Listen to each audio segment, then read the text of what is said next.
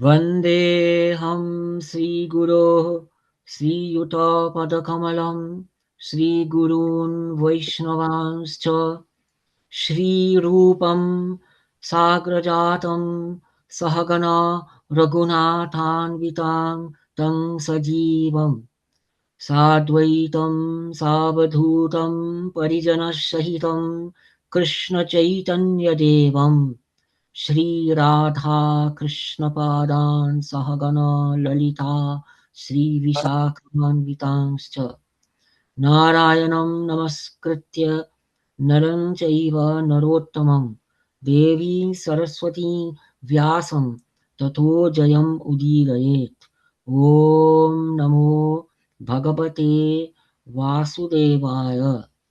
So continuing with Mahabharata, Draupadi Harana Parva, chapter 562, episode 265, continuing with the Ramayana, as told by Markandeya. Sorry, which page? Markandeya said, 511, Okay. Markandeya said, she was sorrowful and miserable on account of her husband. She was attired in soiled garments, and what remained of her gems and ornaments. She was devoted to her husband and was weeping. She was seated on a slab of stone and was served by the Rakshashis. Oppressed by the arrows of love, Ravana came to see her. The gods, Danavas, Gandharvas, Yakshas, and King Purushas had not managed to vanquish him in battle. Oppressed by Kandarpa, Cupid, he went to the grove of the Ashoka trees. He was radiant and was attired in celestial garments. He had resplendent and jeweled earrings. He wore colorful garlands and a crown and was like spring personified. Having adorned himself carefully, he looked like Kalpavriksha, desire tree. But with all these adornments, he was as terrible as a chaitya tree in a cremation ground. The traveler of the night approached the slender-waisted one and looked like the planet Saturn approaching Rohini. Having greeted the one with the beautiful hips and struck by the arrows of the one who has the flower as a banner, he spoke these words to the one who was terrified as a doe.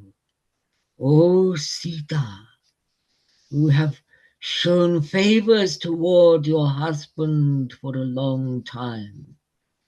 O one who is slender in form, show me your favors.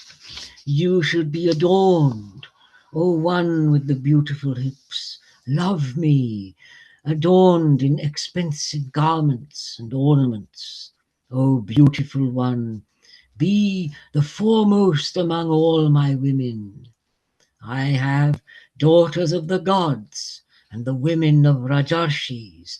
I have daughters of the Danavas and the women of Daityas.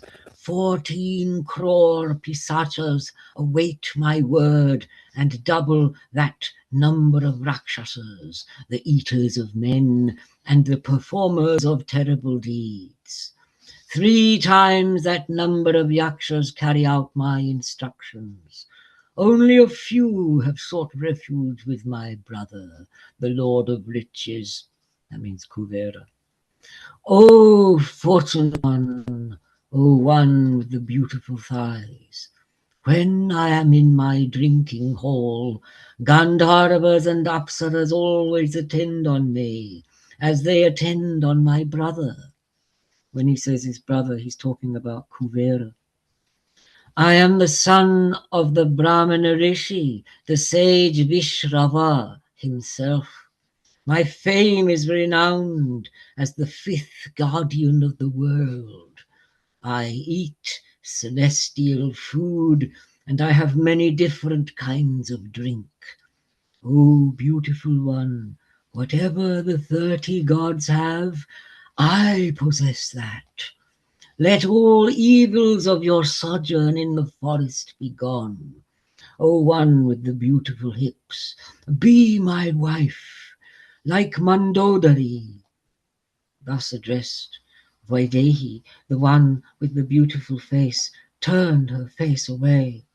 She thought of the traveller of the night as no more than a blade of grass, and spoke to him with inauspicious tears from her eyes, drenching her firm breasts and beautiful thighs. Accepting her husband to be God, Vaidehi spoke these words to the mean one.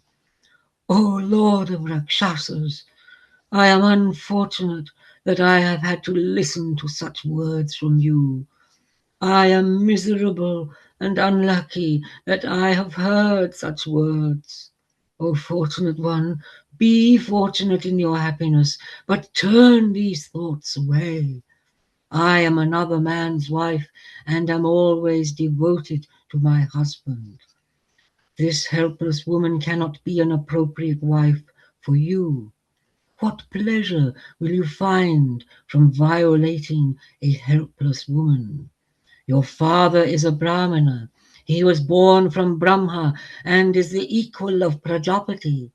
If you are equal of a guardian of the world, how do you not follow Dharma?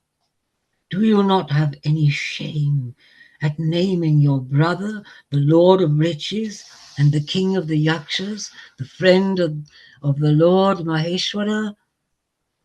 Having said this, the heavy-breasted Sita trembled and wept. The one who was slender in form covered her head and her face with her garment. Her hair was long and was braided well, hanging from her head. It looked like a delicate dark serpent. The indignant one was weeping on hearing those extremely cruel words spoken by Sita, and being rejected. Ravana, whose intelligence was wicked, spoke again. O Sita, let the one with the makara on his banner burn my limbs through desire. That is Cupid. O one with the beautiful smile, O one with the beautiful hips, but I will not enjoy you against your wishes. What can I possibly do? Even now you are devoted to Rama, a human who is nothing but our food. Thus addressing the one with the unblemished limbs, the lord of masses of Rakshasas instantly disappeared and went in whatever direction he desired. Surrounded by the Rakshasis, Vaidehi was overcome by grief. Served by Trijata, she resided there. Chapter 563, episode 266. Markandeya said, when Raghava, together with Saumitri, lived under Sugriva's protection on the slopes of Malyavan, he saw the clear sky. In that clear sky, the destroyer of enemies saw the unblemished moon, the planets, the nakshatras and the stars. The breeze was redolent with the fragrance of water lilies, blue lotuses and lotuses. Footnote, Kumuda, Utpala and Padma respectively. The dweller in that cool mountain was suddenly stirred. The one with Dharma in his soul was distracted at the thought of Sita captive in the Rakshasa's abode. One morning he spoke to the brave Lakshmana. O Lakshmana, go to Kishkinda and seek out the Lord of Monkeys. He is intoxicated and ungrateful, follows the dharma of the vulgar, and is only learned about his own selfish interests. That stupid one, that worst of the lineage, has been instated by me in the kingdom, and all the monkeys, apes, and bears show him homage. O mighty armed one, O extender of Raghu's lineage, with your aid, it is for his sake that I slew Vali in the forest of Kishkinda. I think that worst of monkeys to be the most ungrateful on earth.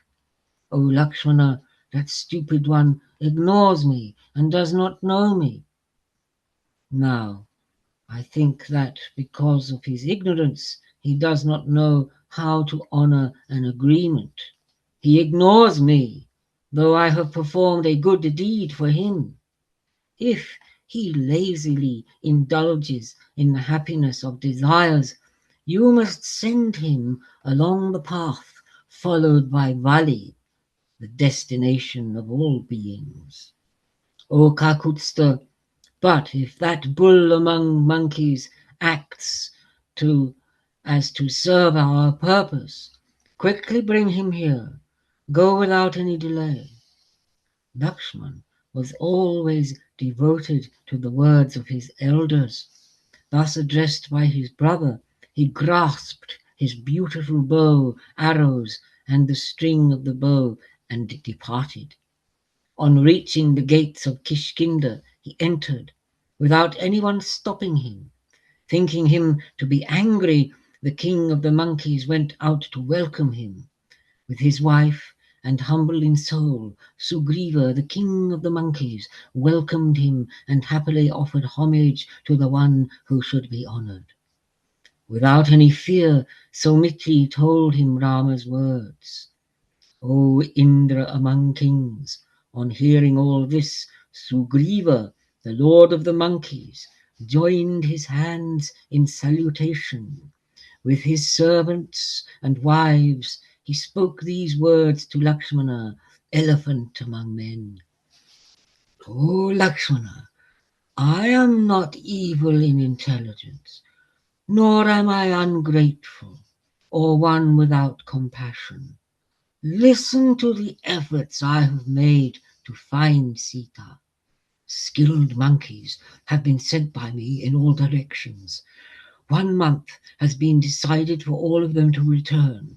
O brave one, the entire earth, with its forests, mountains, villages, towns, and mines, girded by the ocean, will be searched by them. That month will be complete in another 5 nights.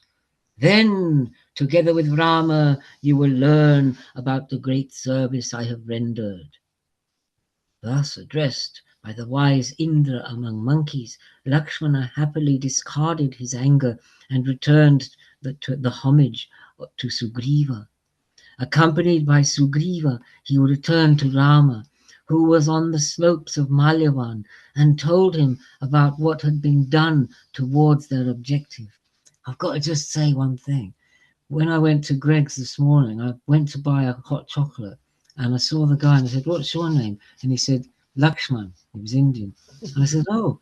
And he said he's got a twin brother called Rama. Anyway, sorry. As has been said, the foremost among monkeys began to return in their thousands. Those who had gone to the 3 directions, other than towards the south. They told Rama, "We have searched the entire earth with the ocean as a girdle, but we have not been able to see Vaidehi or Ravana." Though his heart was grief-stricken at this, Kakutsta was still hopeful and waited for the bulls among monkeys who had gone in the southern direction. When 2 months had passed, some monkeys hurriedly approached Sugriva and told him these words. "O foremost among monkeys, O king, the great and extensive grove of Madhuvana was always protected by Vali. It is now being enjoyed by the son of the wind. Vali's son Angada and other bulls among monkeys whom you had sent out in a southern direction." Such acts were only possible by servants who had accomplished their duties. On hearing of this conduct, he thought that they must have been successful. The wise bull among monkeys went to Rama and told him this. Rama also thought that Mitili must have been seen. When those monkeys, with Hanuman at the forefront, had rested, they approached the king of the monkeys, who was with Rama and Lakshmana. O descendant of the Bharata lineage, on observing Hanumana's gait and the complexion of his face, Rama was convinced that Sita must have been seen. The monkeys, with Hanuman at the forefront, were successful in their objective. They prostrated themselves before Rama, Sugriva, and Lakshmana. Rama picked up his bow and arrows and spoke to the ones who had arrived. You will give me my life. You have been successful. Have you been successful? Having killed my enemies in battle and having recovered Janaka's daughter, will I again rule the kingdom of Ayodhya? I have been robbed of my wife and honor. As long as Vaidehi is not freed from, and my enemies are not killed in battle, I have no desire to be alive. When Rama had spoken thus, the son of the wind replied, O Rama, my news is pleasant. Janaki has been seen by me. After searching the southern direction with its mountains and forests, mines, we were exhausted. After some time, we saw a giant cave.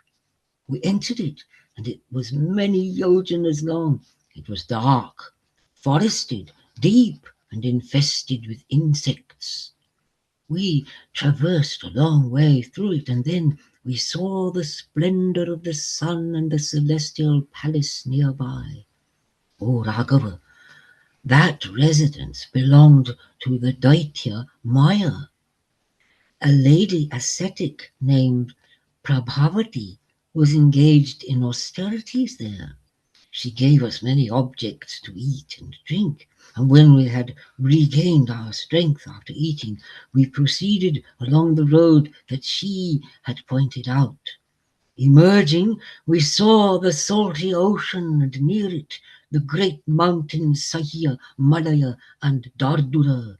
Ascending Malaya, we beheld Varuna's abode and were extremely miserable, dejected, and tired.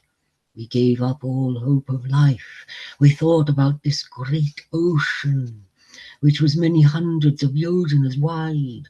It was the abode of whales, crocodiles, and large fish, and we were extremely distressed. We decided to sit there and fast to death. In the course of our conversation, we began to talk about the vulture Jatayu. When we then saw a terrible and fearsome bird that was as large as the peak of a mountain. It looked like another son of Vinata, desirous of eating, as Garuda, desirous of eating us. It approached us and asked, Who is it that is talking about my brother Jatayu? I am his elder brother Sampati, and I am the king of the birds. In a contest with each other, we rose up toward the seat of the sun. As a consequence of this, my wings were burnt, but not those of Jatayu. That was the last time I saw my beloved brother, the king of vultures. My wings having been burnt, I fell down on this giant mountain. When he told us this, we told him all about his brother being slain. We briefly told him about the calamity that had befallen you, O king. On hearing this, Sampati was extremely miserable. O destroyer of enemies, in a dejected frame of mind, he again asked us, Who is Rama? Who is Sita? How was Jatayu killed, O supreme among monkeys? I wish to hear everything about this. I then told him everything about the misfortune that had befallen you and the reason for our deciding to fast to death.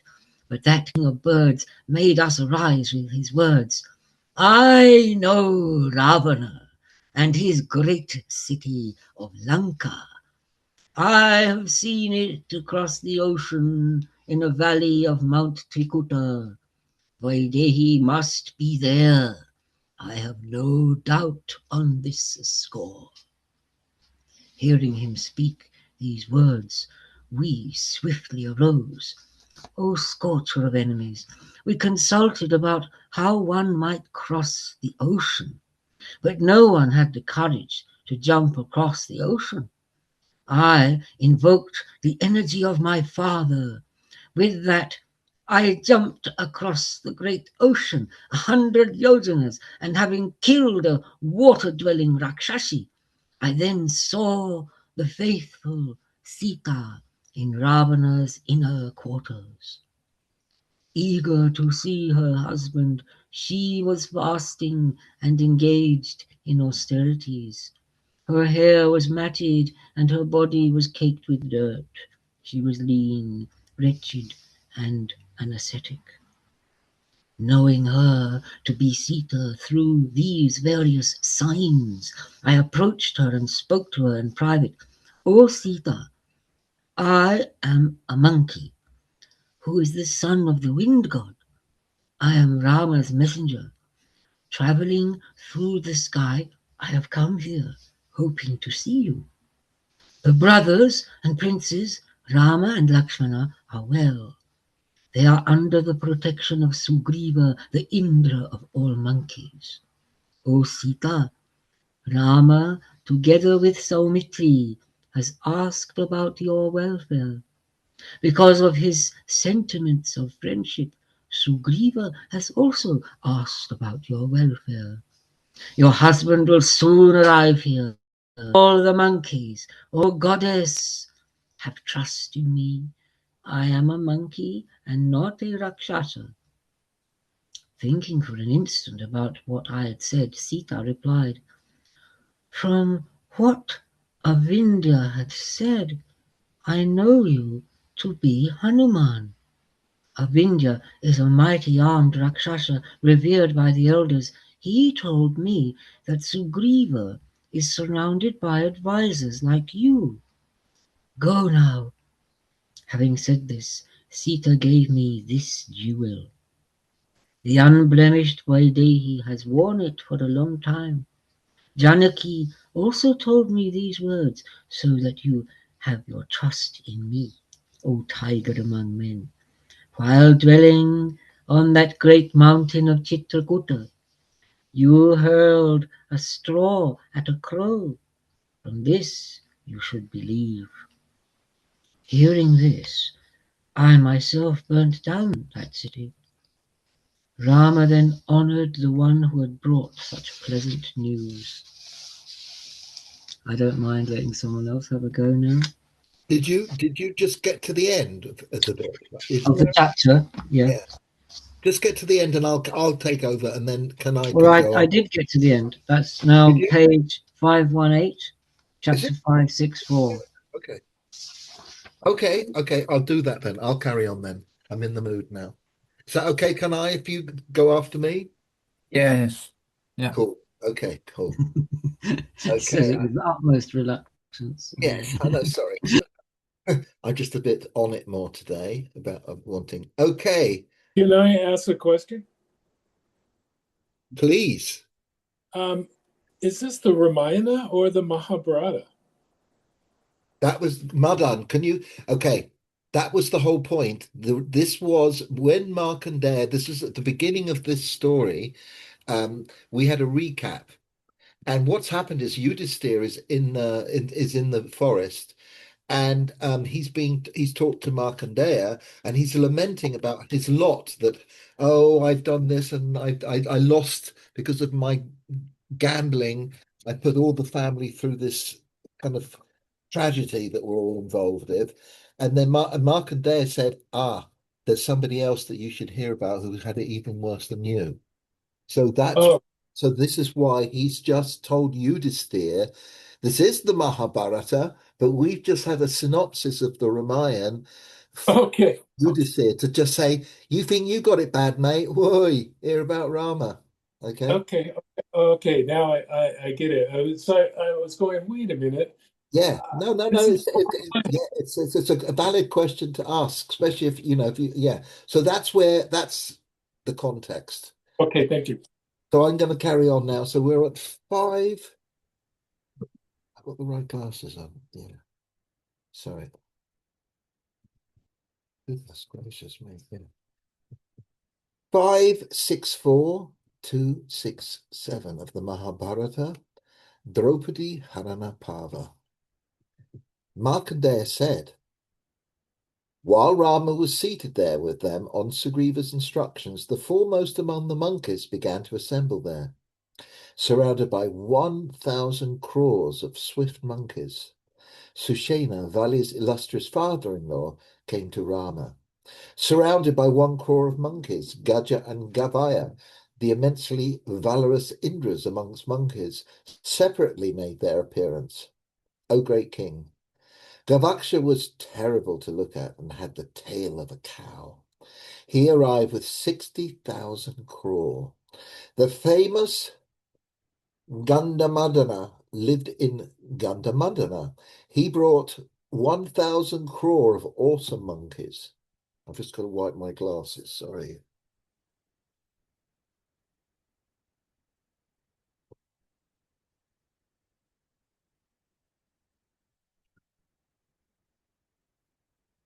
Making sure my glasses on, so. Ah, yeah. Goodness gracious, sorry. What's that? The intelligent monkey's Panasha was immensely strong. He brought 10, 12, and 25 crore. The brave and aged monkey by the name of Dantimukha was illustrious. He brought a great army of monkeys that were awesome in energy. Jambavan brought 100,000 crore bears. They were dark and terrible in their deeds. Their foreheads were lined. There were many other leaders of herds of monkeys. O great king, innumerable numbers assembled for the sake of Rama. They roared like lions with the complexion of sirisha blossoms. As they ran around, a tumultuous sound was heard. Some were like the peaks of mountains, others were like buffaloes. Some were like clouds in autumn. Others had faces that were like vermilion. The monkeys jumped up and fell down. They leapt up and raised dust. The monkeys arrived from all the directions.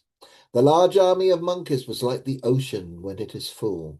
On Sugriva's instructions, they set up their residences there.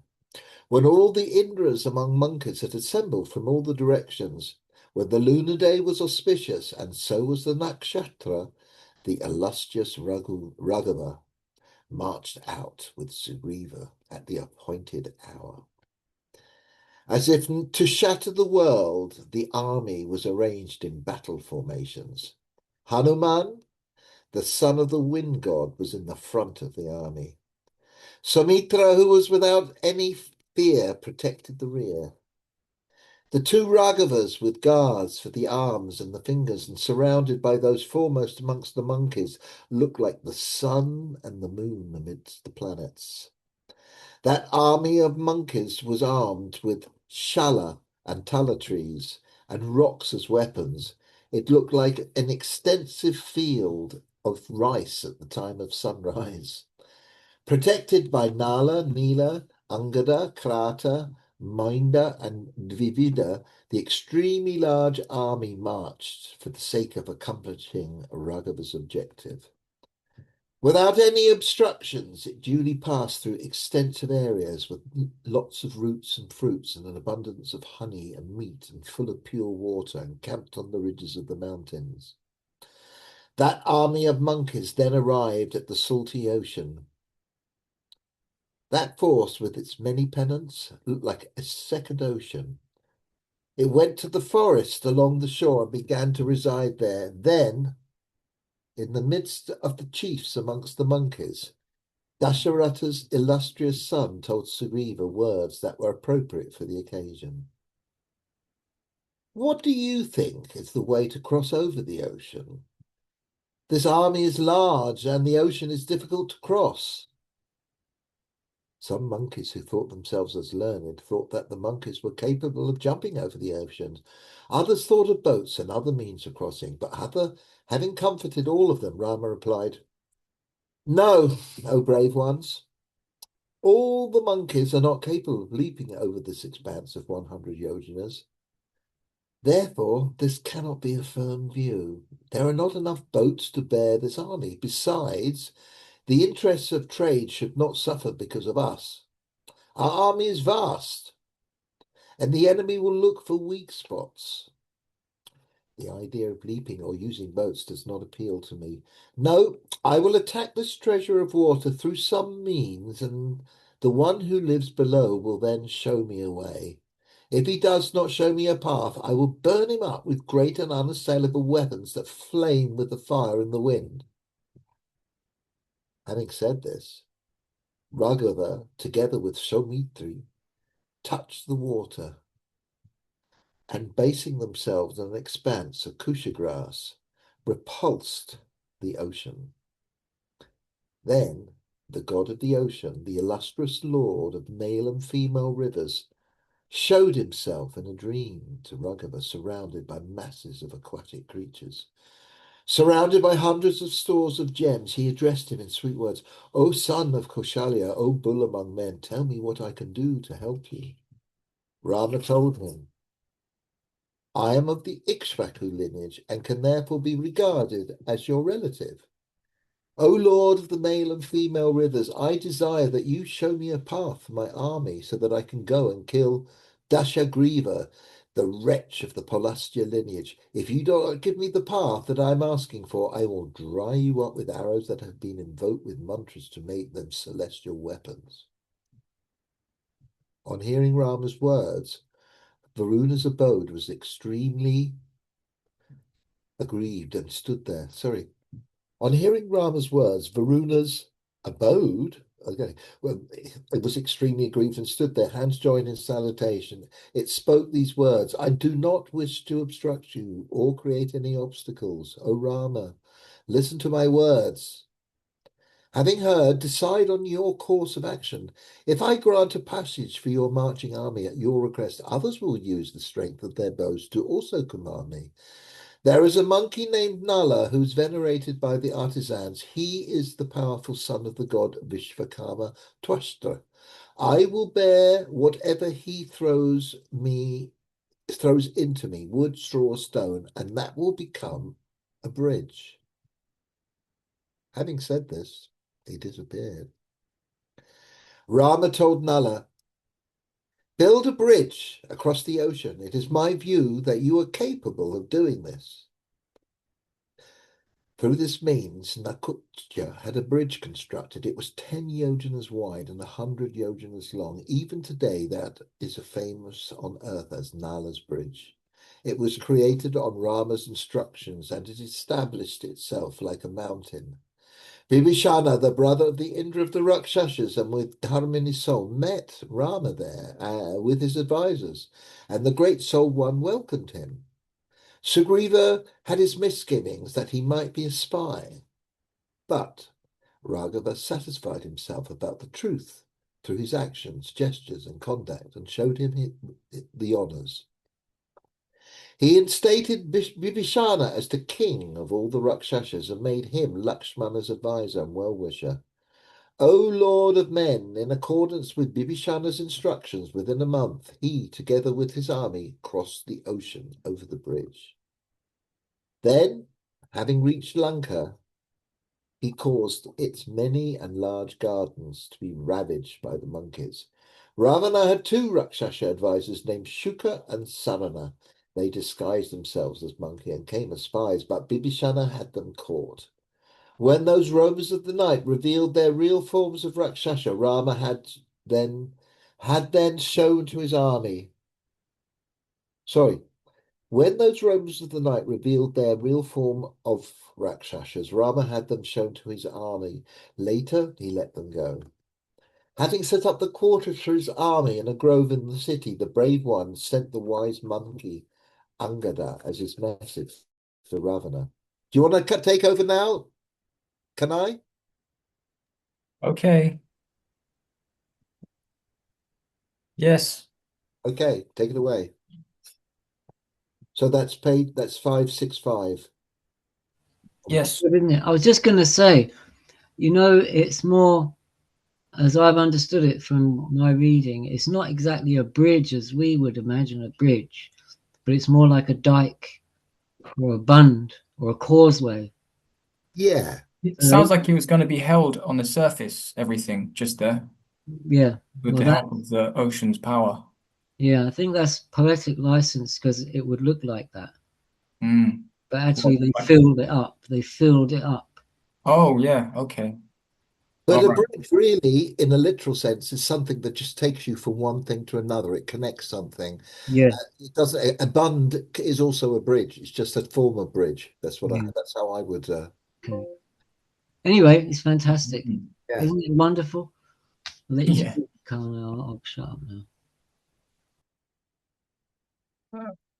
All right. Chapter 565, 268. Markandeya said, that forest was full of many roots and fruits, and had plentiful supplies of water. Kakutsta made his army live there and protected it appropriately. Following the sacred texts, Ravana fortified Lanka.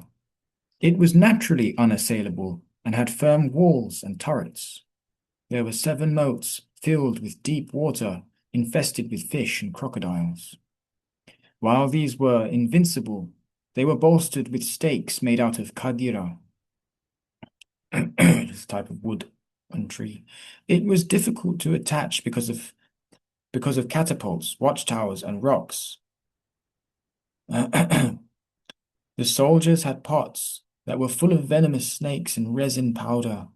They were armed with clubs, firebrands, iron spikes, spears, swords, and axes. There were shatagnis. Ooh, that is a weapon capable of killing 100 at a time. A shatagni. And maces dipped in beeswax. Presumably there was poison in the beeswax, it says in their footnote.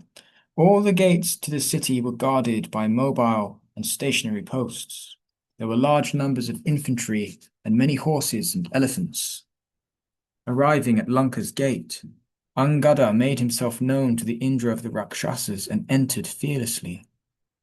In the midst of many crores of Rakshasas, the immensely strong one was as radiant as the sun, surrounded by garlands of clouds. Having approached Polastya, who was surrounded by his advisors, the eloquent one delivered Ram's message. O king, the immensely famous Indra of Koshala, Raghava, has sent you words that are appropriate to the occasion. Listen to them and act accordingly. Countries and cities that obtain kings who are unrefined in their souls are the performers of injurious acts, are themselves injured and destroyed. You alone are guilty of forcibly abducting Sita, but this will lead to the destruction of others who are innocent. Intoxicated by strength and insolence, you have earlier injured many rishis who lived in the forest and have insulted the gods. You have killed Rajarishis and abducted their weeping wives. The time has now come for the fruits of your evil deeds to be reaped. I will kill you, together with your advisors. Be a man on the field of battle. O stalker of the night, though I am a mere human, you will witness the valor of my bow. Free Sita Janaki. If you do not release her with my sharp arrows, I will rid the world of all Rakshasas. Hearing the harsh words of the messenger, King Ravana could not tolerate them and became senseless with rage. At the signs of their lord, 4 stalkers of the night seized him. By his 4 limbs seized Angada. Like birds against a tiger, Angada leapt up onto a terrace of the palace, with the roamers of the night hanging onto his limbs. The force of his jump made the roamers of the night fall down on the ground. their hearts shattered from the blow. He again leapt and descended from the top of the palace. He jumped over the city of Lanka and returned to his army. The energetic monkey then went to the Indra of Koshala and told him everything. Praised by Raghava, he then rested.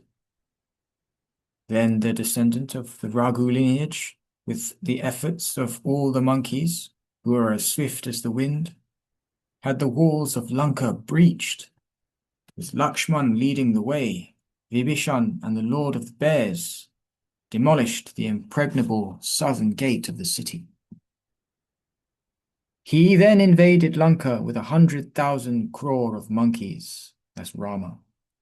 They were skilled in battle, and their complexions were as red as that of young camels. The monkeys leapt up and jumped down and moved sideways. As a result of the dust that was raised, the sun became invisible and its light was dimmed. O king, in every direction, the Rakshasas with their wives and their elders were amazed. They saw the walls turn tawny because of the monkeys, which seemed to be like shoots of rice with the complexion of shirisha blossoms, like the rising sun, and as white as reeds. They destroyed the pillars made of jewels and the turrets of the catapults. They shattered, broke, and flung away the implements of war.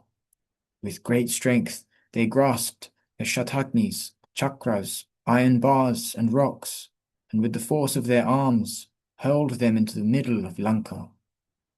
Attacked by hundreds of monkeys, the masses of travellers in the night who were stationed on the turrets ran away. Then, on the instructions of their king, hundreds and thousands of Rakshasas issued out.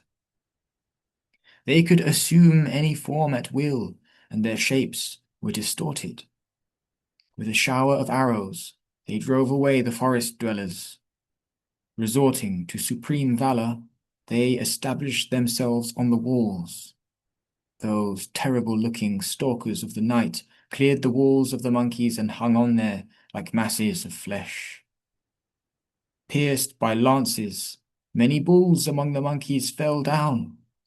Many stalkers of the night also fell down, crushed by broken pillars and ramparts. Thus the battle raged on between Rakshasas and monkeys, as the brave ones pulled each other by the hair and fought and devoured with nails and teeth. The monkeys and Rakshasas were struck, died, and fell down on the ground there, but they did not let go of each other. Like clouds, Rama rained down a net of arrows. Having reached Lanka, those killed the stalkers of the night. The arrows. The indefatigable and firm-bowed Somitri sought out Rakshasas who were stationed on the fortifications and killed them with iron arrows. With Lanka breached, and the objective towards victory having been attained, on Raghava's orders the army then withdrew. Chapter 566. 269. Markandeya said, when those soldiers were quartered, some groups of Ravana's followers, Pishachas and Rakshasas, attacked them. Parvana, Putana, Jamba, Kara, Kodavasha, Hari, Praruja, Aruja, Prakas, and others.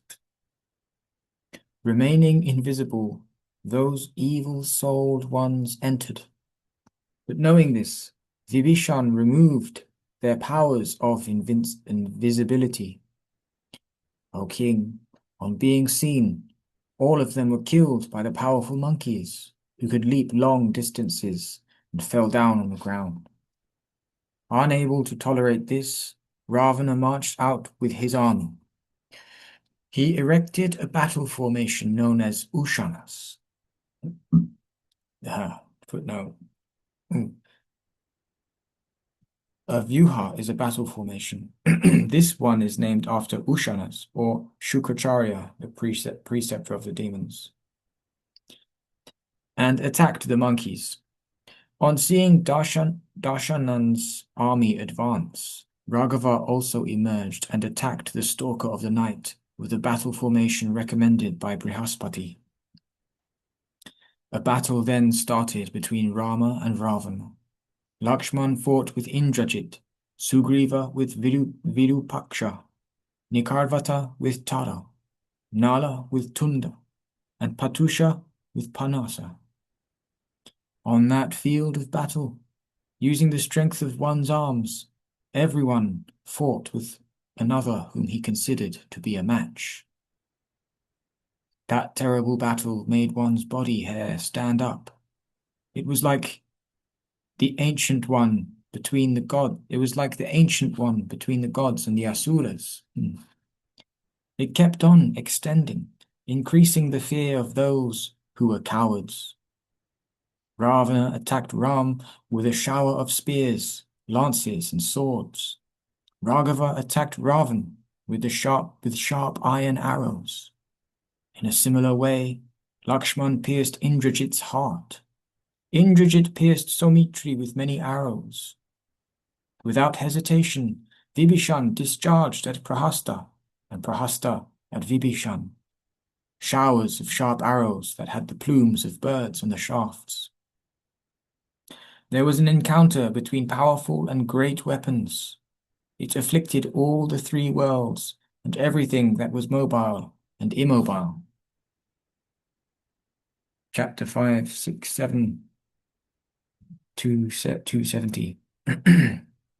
Markandeya said, Then Prahasta suddenly rushed at Vibhishan. He was harsh in battle and struck him with a mace. Though struck by the mace with a terrible force, the intelligent and mighty armed one did not stagger and stood firm like the Himalayas. Then Vibhishan grasped a gigantic and large spear that had 100 bells attached to it. Invoking it with a mantra, he flung it at the other one's head. With the speed of the Vajra, it descended with great force and sliced off the Rakshasa's head. He was seen to fall down like a tree struck by the wind. On seeing Prahasta, Stalker of the Night, killed in battle, Dhumraksha rushed at the monkeys with great speed. On seeing his terrible army, which was like a cloud, the bulls among the monkeys suddenly lost their heart in battle. On seeing the bulls among the monkeys suddenly lose their heart, Hanuman, tiger among monkeys and son of the wind god, rallied them. O king, on seeing that the son of the wind was firmly established in battle, all the monkeys swiftly returned. There arose a great and tumultuous roar that made the body hair stand up. The soldiers of Rama and Ravana rushed at each other. In that terrible battle, which made the ground muddy with blood, Dhumraksha used his arrows to make the army of monkeys flee. But Hanuman, son of the wind god, and victorious over his enemies, swiftly grasped that mighty Rakshasa. An awesome duel raged between the monkey and the brave Rakshasa as they tried to kill each other, like that between Indra and Prahlada. The Rakshasa struck the monkey with clubs and maces. The monkey struck the Rakshasa with trees, complete with trunks and branches. Then the gigantic and intelligent Hanuman, son of the wind god, killed Dhumraksha with his horses, chariot and charioteer. On seeing the supreme Rakshasa, Dhumraksha killed, reassurance returned to the monkeys, and they attacked and killed the soldiers. Thus slaughtered by the powerful and victorious monkeys, the Rakshasas lost their resolution and fled towards Lanka in fear. The shattered remnants of the stalkers of the night retreated and returned to the city. On returning, they told King Ravana everything that had transpired. On hearing that Prahasta and the mighty archer Dhumraksha together with their soldiers, had been killed in battle by the bulls among monkeys, Ravan sighed deeply and arose from his excellent seat. He said, "The time has come for Kumbhakarna to act." Saying this, he used many musical instruments, loud in their sounds, to awaken Kumbhakarna from his deep and prolonged sleep. He awoke him with a great deal of effort. When Kumbhakarna was no longer asleep and was comfortably seated, Dashagriv, the lord of the Rakshasas, spoke these words to him. "O Kumbhakarna, you are fortunate that you can sleep in this way. You do not know of the terrible and great fear that has arisen. Rama, with his monkeys, has crossed the ocean over a bridge.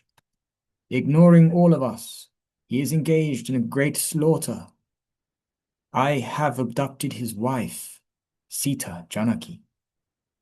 So as to recover her, he had a bridge constructed over the great ocean. He has killed Prahasta and many of our relatives.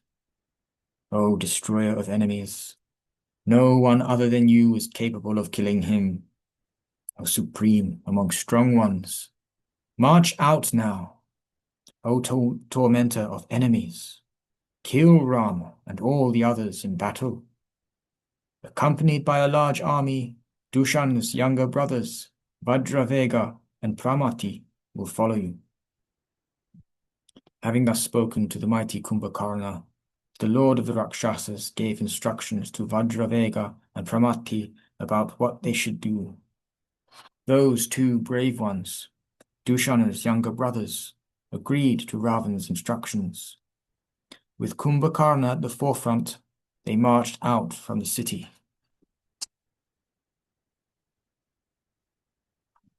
Should I keep going, or would someone else like to go? What do you think, Matura? I think you should go on a bit more, definitely. Is Mark, do you want to go on after Kanai? Yes, I will do if you like, if we have Yeah, time. please. Yeah. Okay, so can I Okay. you just go on a bit more? I'm just really enjoying. I'm not even watching the book. I'm just listening. It's really good. So All right. Yeah. It's good, isn't it? I think 10 more minutes. it's Yeah. a real it's a synopsis of the Ramayana. It's interesting, different versions. Okay, just keep going. Okay, chapter 568-271. Markandeya said, when Kumbhakarna marched out from the city with his followers, he saw stationed before him that army of monkeys, flush with victory. The monkeys came up to him and surrounded him from all sides. They struck him with many gigantic trees. Discarding their fear, others struck at him with their nails and teeth. Many monkeys, engaged in the path of battle, used different means of fighting and different weapons to attack the terrible Indra among Rakshasas. Thus struck, he only laughed and began to devour the monkeys, like Panas, Gavaksha, and the monkey Vajrabahu. Oh, meaning he ate them, did he? Okay. On witnessing the harrowing deed of the Rakshasa Kumbhakarna, Tara and the others were extremely frightened and let out a large lament.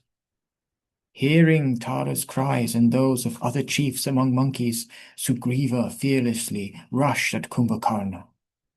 With great force, the high-minded elephant among monkeys arrived before Kumbhakarna and powerfully struck him on the head with a shala tree.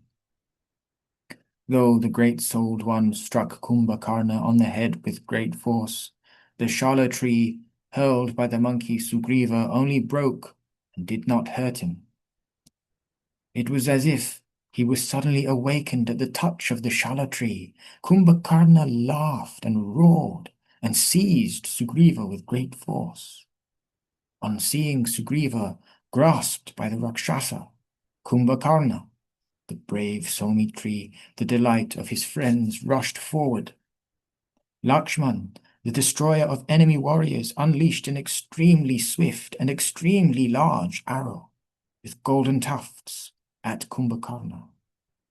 That arrow pierced through his body armor and body. covered with blood. It then penetrated the earth. With his heart shattered, the great archer Kumbhakarna released the Lord of the Monkeys. Grasping a rock as a weapon, he aimed that large rock and rushed at Saumitri. While he was advancing, he, Lakshman, sliced off two of those upraised arms with arrows that were sharp like razors, and he, Kumbhakarna, then became four-armed. But Saumitri sliced off all those arms, which held rocks as weapons, with arrows that were like razors. The body now assumed a gigantic size, with many legs, heads, and arms, and looked like a mass of rocks. Saumitri burnt it down with Brahmastra. Struck by that celestial weapon, the immensely valorous one fell down in battle, like a tree that has been burnt and uprooted by a stroke of lightning. On seeing the swift Kumbhakarna, who was like Vritra, fall down lifeless on the ground, the Rakshasas fled in fear. On seeing the warriors run away, Dushan's younger brothers restrained them and angrily attacked Saumitri. On seeing Vajravega and Pramati wrathfully advance towards him, Saumitri attacked them with feathered shafts. O Partha! A terrible battle raged between Dushan's younger brothers and the intelligent Lakshman, and it made the body hair stand up. He enveloped the Rakshasas with a large shower of arrows. Those two brave ones also angrily rained down on him. That extremely terrible battle between Vajravega and Pramati and the mighty armed Saumitri lasted only for a short instant. And then Hanuman, son of the wind god, grasped the peak of a mountain and attacked Vajravega, taking away his life. The immensely strong monkey Nila rushed at Dushan's younger brother Pramati and crushed him with a large rock.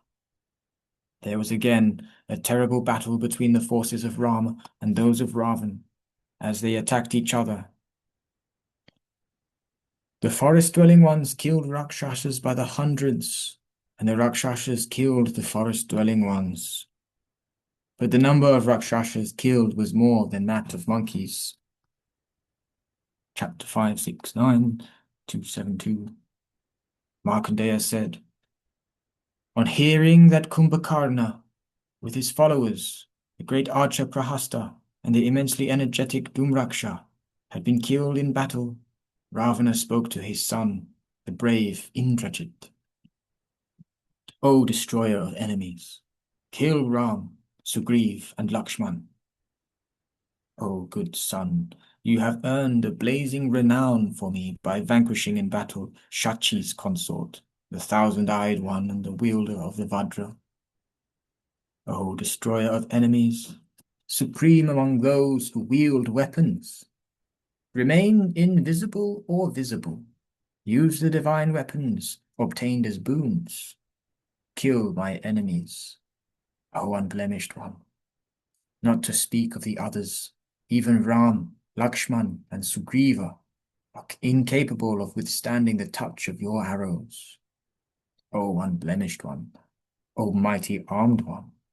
Even Prahasta and Kumbhakarna could not complete the task of avenging Kara. Go and accomplish that in battle. Use your sharp arrows.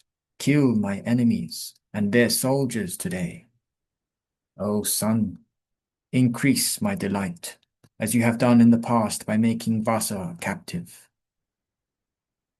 O king, having heard these words, Indrajit agreed. He donned his armor and mounted on his chariot, made his way towards the battlefield. The bull among Rakshasas then announced his name and challenged Lakshman, who bore auspicious signs, to a duel. Lakshman grasped his bow and arrows, and slapping the palms of his hands, rushed forward, creating terror like a lion among small animals.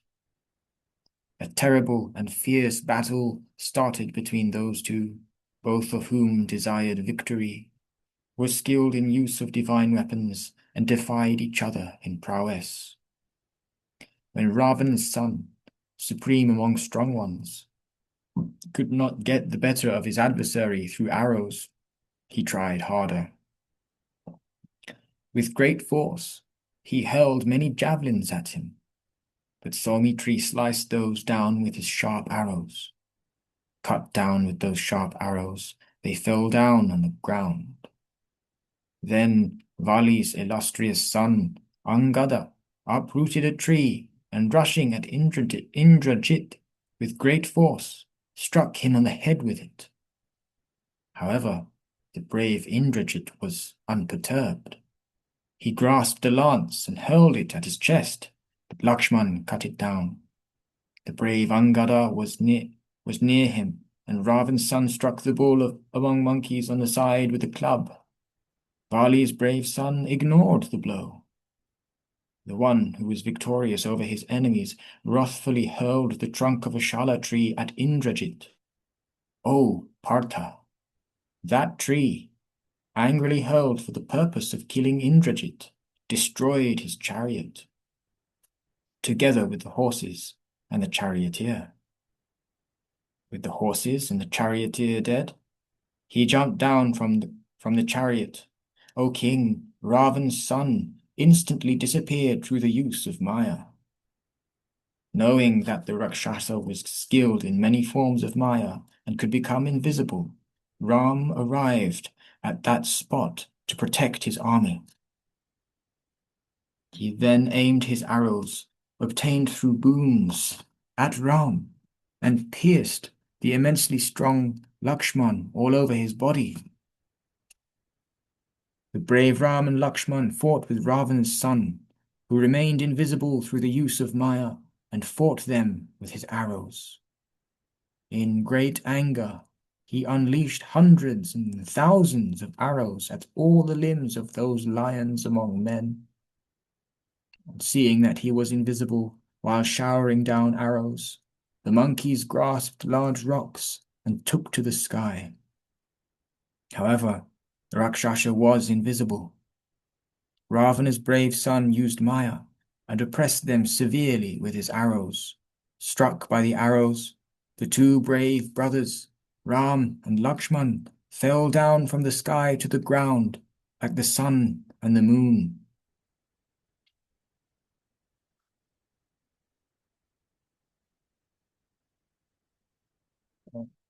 I'll go one more. Chapter 570. All right? Okay. 273. Markandeya said,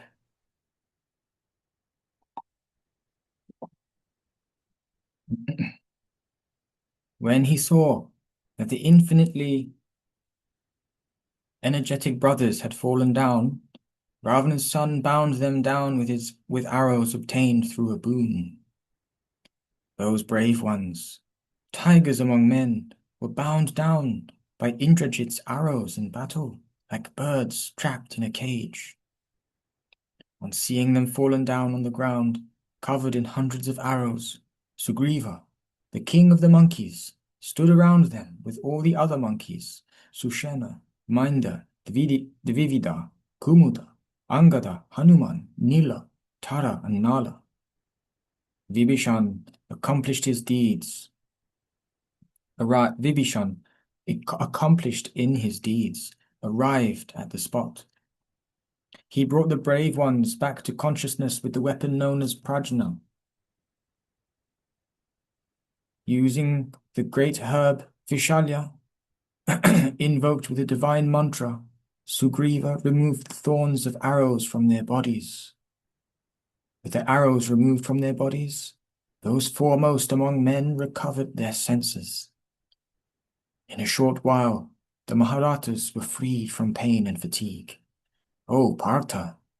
Seeing that Ram was freed of his fever, Vibhishan joined his hands in salutation and told the descendant of the Ikshvaku lineage, O destroyer of enemies, this Guhyaka has arrived here from Mount Shveta He has brought this water on the instructions of the king of the Yakshas.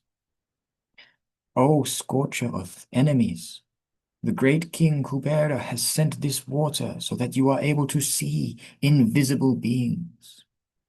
When this water has touched your eyes, you and whoever else you give the water to will be able to see all beings that are invisible.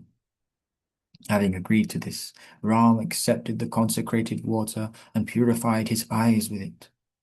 So did the great-minded Lakshman, Sugriva, Jambavan, Hanuman, Angada, Mainda, Dvivida, Nila, and almost all the chiefs among monkeys. Having accomplished his task, Indrajit went and told his father what he had done. Having told him this, he returned to the field of battle. Desirous of battle, he angrily advanced again.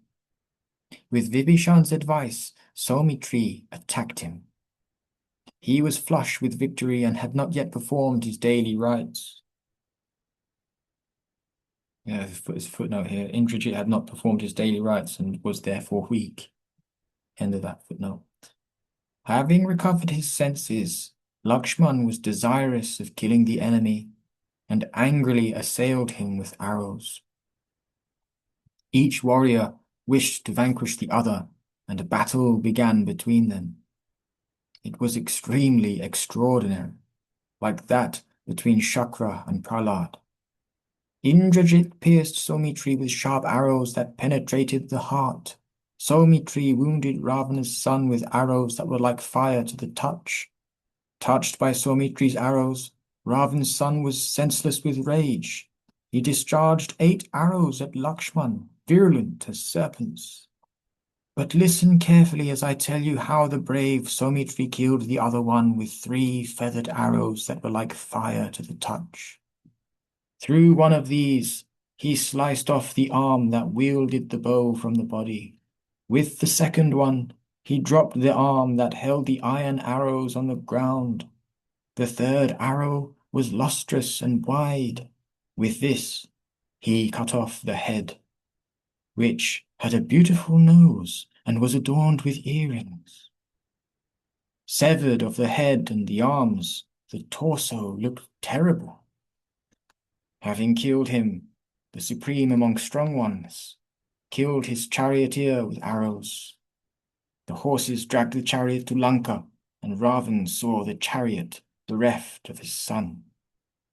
Knowing that his son had been killed, Ravana, overcome by grief, and his eyes widened in fear. He was about to kill Vaidehi. She was in the Ashok grove, yearning to see Rama. The evil-souled one grasped a sword and rushed to her.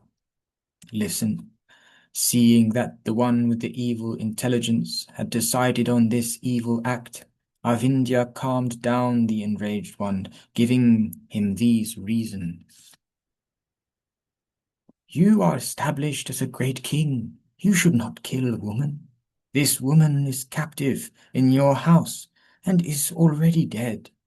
In my view, she will not be killed through the destruction of her body. Kill her husband. When he is dead, she will be dead. Shatrakratu is not your equal in valor. In battle, you have frightened Indra and the 30 gods several times. With these and similar words, Ravindya pacified the angry Ravan, and he accepted the advice. The stalker of the night resolved to march out himself. Having sheathed his sword, he instructed that his chariot should be prepared. Okay. I think I'll let Mark continue now. Thank you very much. Okay, Wow, that was that's fantastic. great. Yeah, so good, wasn't it? I know. Enjoyed reading that. All right, Jai, Well read. Hare Krishna. Okay. Ram Ram, Sita Ram. Markandeya said, the 10-necked Ravana, excited to fury at the death of his beloved son, ascended his car decked with gold and gems, And surrounded by terrible Rakshasas with various kinds of weapons in their hands, Ravana rushed towards Rama, fighting with numerous monkey chiefs, I guess that is.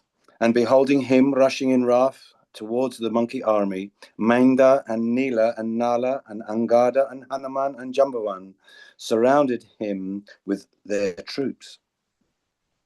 And those foremost of monkeys and bears began to exterminate with trunks of trees the soldiers of the ten-necked Ravana in his very sight. And beholding the enemy slaughtering his troops, the Rakshasa king Ravana, possessed of great powers of illusion, began to put them forth. And forth from his body began to spring hundreds and thousands of Rakshasas, armed with arrows and lances and double-edged swords in hand. Rama, however, with a celestial weapon, slew all those Rakshasas. The king of the Rakshasas then once more put forth his prowess of illusion, the ten-faced, producing from his body numerous warriors resembling, O Bharata, both Rama and Lakshmana, rushed towards the two brothers. And then those Rakshasas, hostile to Rama and Lakshmana, and armed with bows and arrows, rushed towards Rama. And beholding that power of illusion put forth by the king of the Rakshasas, that descendant of Ikshvaku's race, the son of Sumitra, addressed Rama in these heroic words: "Slay those Rakshasas, those wretches with forms like thy own." And Rama thereupon slew those and other Rakshasas of forms resembling his own. And that time Matali, the charioteer of Indra, approached Rama on the battlefield with a car effulgent as the sun, and unto which were yoked horses of a tawny hue. And Matali said, "O son of Kakutsta's race, this excellent and victorious car, unto which have been yoked this pair of tawny horses belonging to the Lord of Celestials. It is on this excellent car, O tiger among men, that Indra hath slain in battle hundreds of Daityas and Danavas. Therefore, O tiger among men, do thou, riding on the car driven by me, quickly slay Ravana in battle. Do not delay in achieving this." Thus addressed by him, the descendant of Raghu's race, however, doubted the truthful words of Matali, thinking this is another illusion produced by the Rakshasas. Vibhishana then addressed him, saying, "This, O tiger among men, is no illusion of the wicked Ravana. Ascend thou this chariot quickly, for this, O thou of great effulgence, belongeth to Indra." The descendant of Kakutsta then cheerfully said unto Vibhishana, "So be it," and riding on that car, rushed wrathfully upon Ravana. And when Ravana too rushed against his antagonist, a loud wail of woe was set up by the creatures of the earth, while the celestials in heaven sent forth a leonine roar, accompanied by the beating of large drums. The encounter that then took place between the ten-necked Rakshasa and the prince of the Raghu's race was fierce in the extreme. Indeed, that combat between them had no parallel elsewhere. And Rakshasa hurled at Rama a terrible javelin, looking like Indra's thunderbolt and resembling a Brahmana's curse on the point of utterance.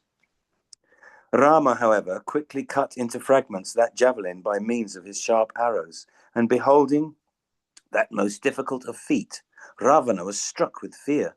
But soon his wrath was excited, and the ten-necked hero began to shower on Rama whetted arrows by thousands and tens of thousands, and countless weapons of various kinds, such as rockets and javelins and maces and battle axes and darts of various kinds, and shatagnis and whetted shafts. And beholding that terrible form of illusion displayed by the ten-necked Rakshasa, the monkeys fled in fear in all directions.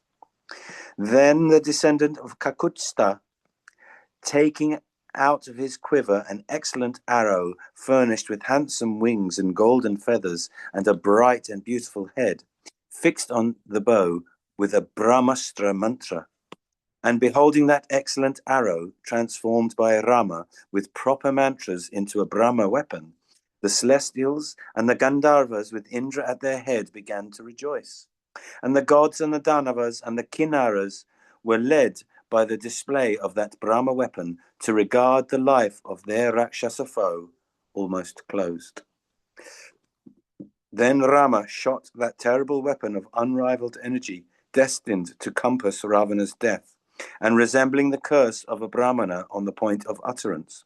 And as such, O Bharata, as that arrow was shot by Rama from his bow, drawn to a circle, the Rakshasa king with his chariot and charioteer and horses blazed up, surrounded on all sides by a terrific fire.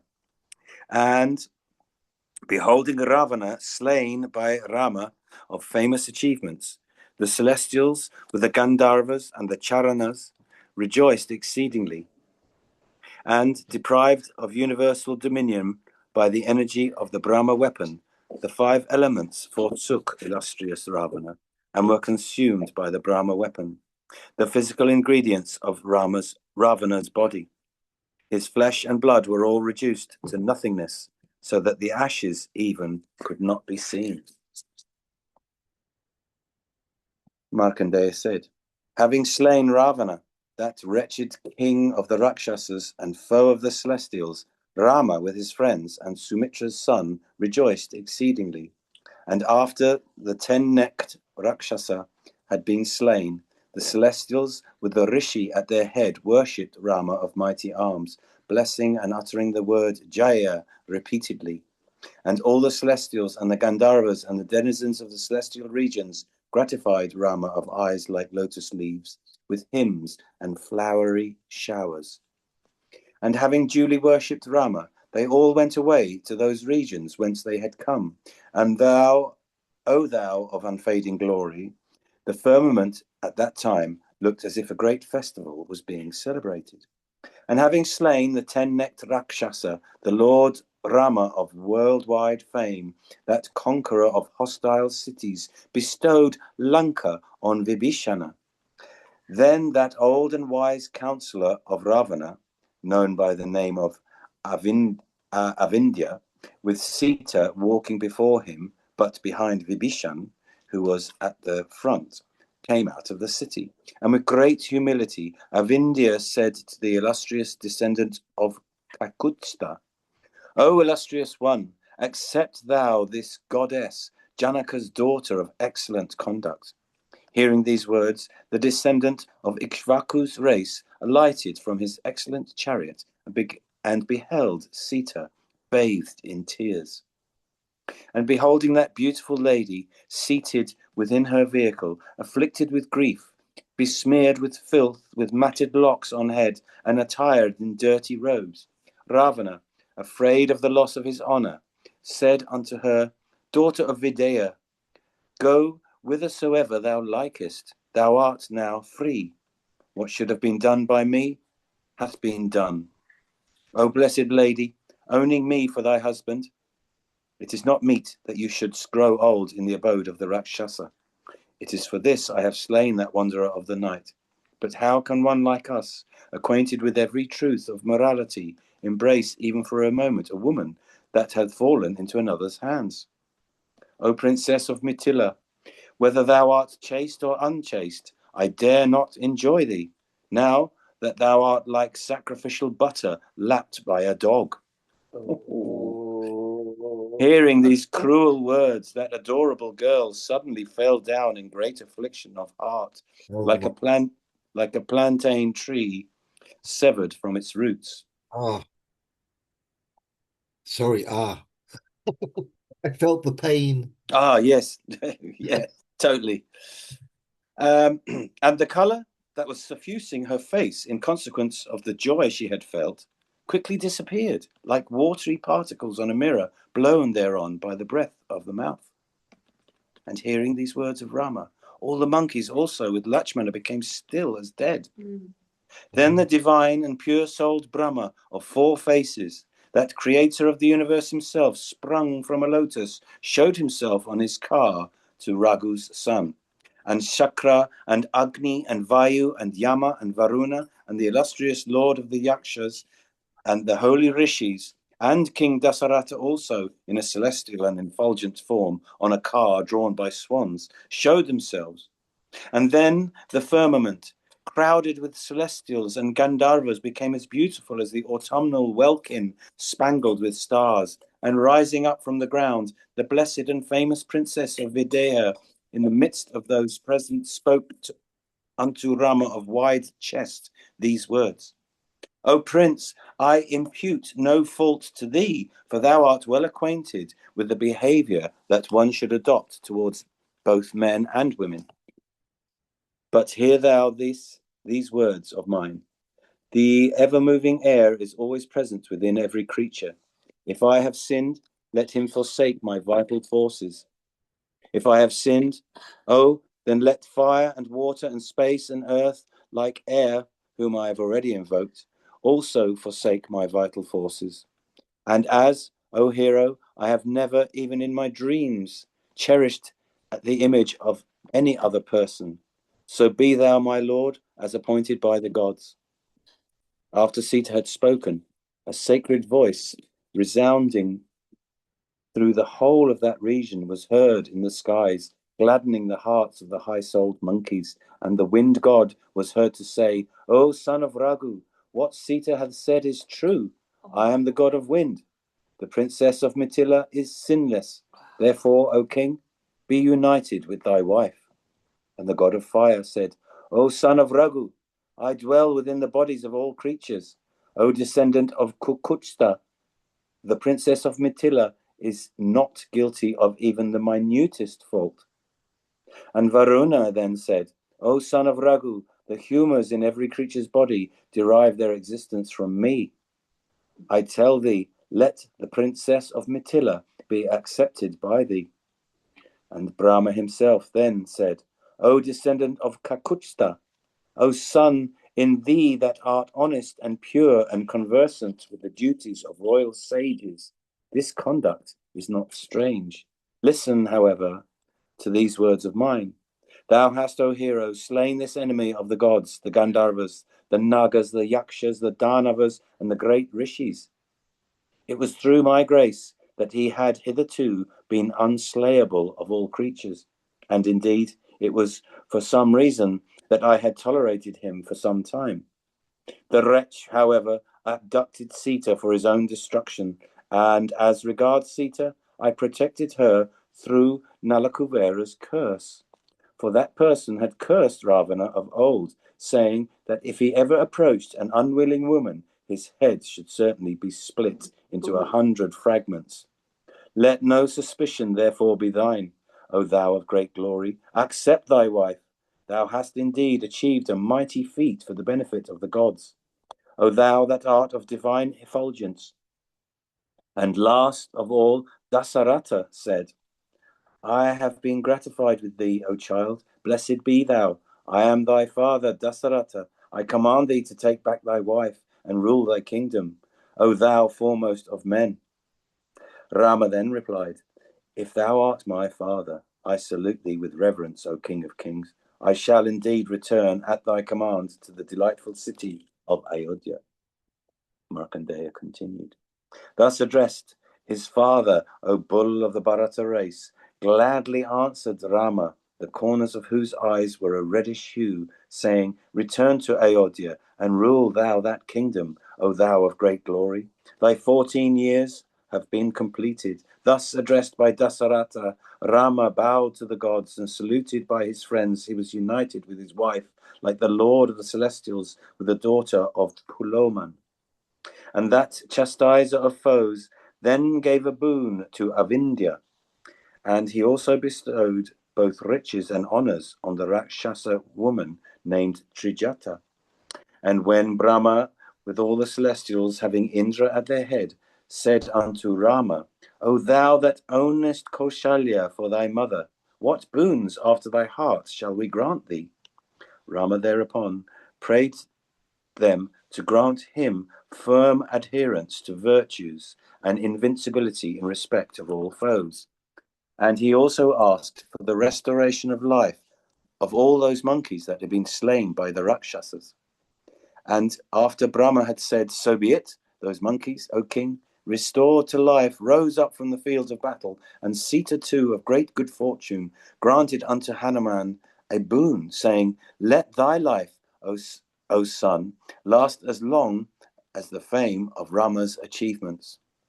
And, O Hanuman of yellow eyes, let celestial viands and drinks be ever available to thee through my grace. Then the celestials, with Indra at their head, all disappeared in the very sight of those warriors of spotless achievements. And beholding Rama united with the daughter of Janaka, the charioteer of Shakra, highly pleased, addressed him in the midst of friends, and said these words, O thou of prowess that can never be baffled, thou hast dispelled the sorrow of the celestials, the Gandharvas, the Yakshas, the Asuras, the Nagas, and human beings. As long, therefore, as the earth will hold together, so long will all creatures with the celestials, the Asuras, the Gandharvas, the Yakshas, the Rakshasas, and the Panagas speak of thee. And having said these words unto Rama, Matali worshipped that son of Raghu, and having obtained the leave of that foremost of wielders of weapons, he went away on the same chariot of solar effulgence. And Rama also, with Sumitra's son and Vibhishana, and accompanied by all the monkeys with Sugriva at their head, placing Sita in the van, and having made arrangements for the protection of Lanka, recrossed the ocean by the same bridge. And he rode on that beautiful and sky-ranging chariot called Pushpaka, that was capable of going everywhere at the will of the rider. And that subduer of passions was surrounded by his principal counsellors in order of precedence. And arriving at that part of the seashore where he had formerly laid himself down, the virtuous king, with all the monkeys, pitched his temporary abode. And the son of Raghu then, bringing the monkeys before him in due time, worshipped them all, and gratifying them with presents of jewels and gems, dismissed them one after another. And after all the monkey chiefs and apes with bovine tails and the bears had gone away, Rama re-entered Kishkinda with Sugriva. And accompanied by both Vibhishana and Sugriva, Rama re-entered Kishkinda, riding on the Pushpaka car and showing the princess of Videha the woods along the way. And having arrived at Kishkinda, Rama, that foremost of all smiters, installed the successful Angada as Prince Regent of the kingdom, and accompanied by the same friends, as also by Sumitra's son, that's Lakshman, Rama proceeded towards his city along the same path by which he had come. And having reached the city of Ayodhya, the king dispatched Hanuman thence as envoy to Bharata. And Hanuman, having ascertained Bharata's intentions from external indications, gave him the good news of Rama's arrival. And after the son of Pavana had come back, Rama entered Nandigram. And having entered that town, Rama beheld Bharat besmeared with filth and attired in rags and seated with his elder brother's sandals placed before him. And being united, O bull of Bharata race, but with both Bharata and Shatrugna, the mighty son of Raghu, along with Sumitra's son, began to rejoice exceedingly. And Bharat and Shatrugna also united with their eldest brother, and beholding Sita, both derived great pleasure.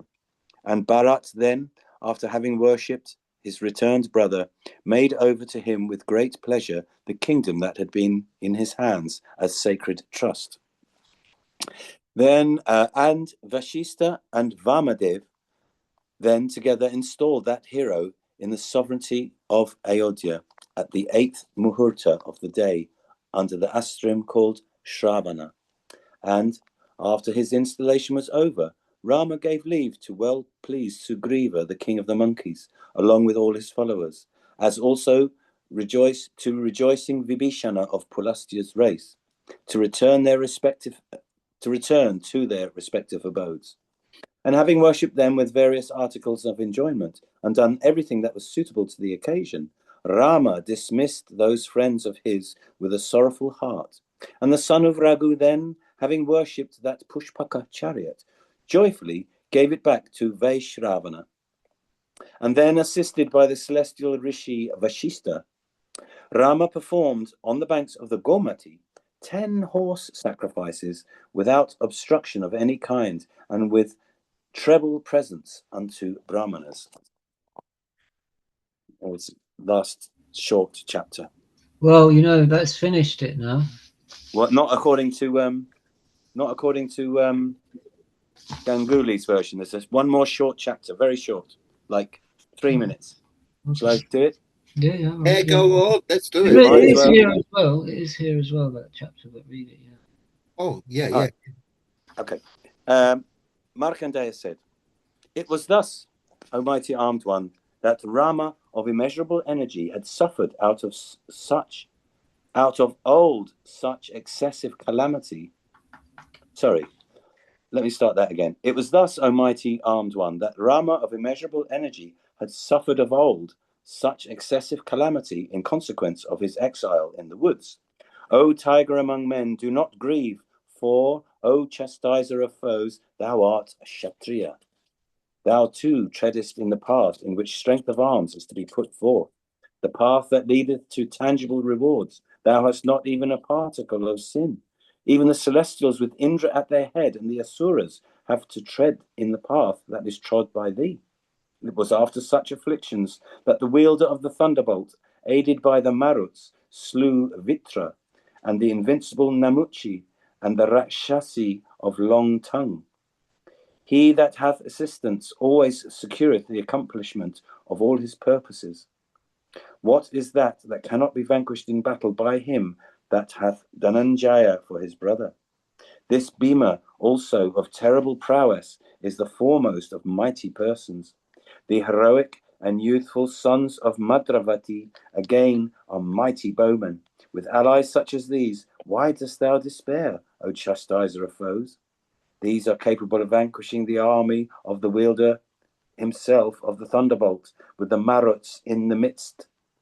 Having these mighty bowmen of celestial forms for thy allies, thou, O bull of Bharata race, art sure to conquer in battle all thy foes. Behold this Krishna, the daughter of Drupada, forcibly abducted by the wicked-minded Saindava from pride of strength and energy, hath been brought back by these mighty warriors after achieving terrible feats. Behold, King Jayadrat was vanquished and lay powerless before thee.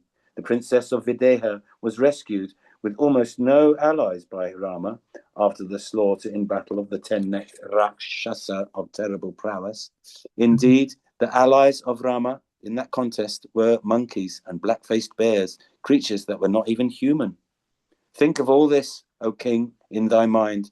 Therefore, O foremost of Kurus, grieve not for all that hath occurred, O bull of the Bharat race. Illustrious persons like thee never indulge in sorrow, O smiter of foes. Vaishampayana continued. It was thus that the king was comforted by Markandeya, and then that high-souled one, casting off his sorrows, once more spoke unto Markandeya. That's the end of that chapter. Awesome. That's good. We really got a good session today. Yeah, So that finishes the story there as well. so Arthur, now you understand. So that's the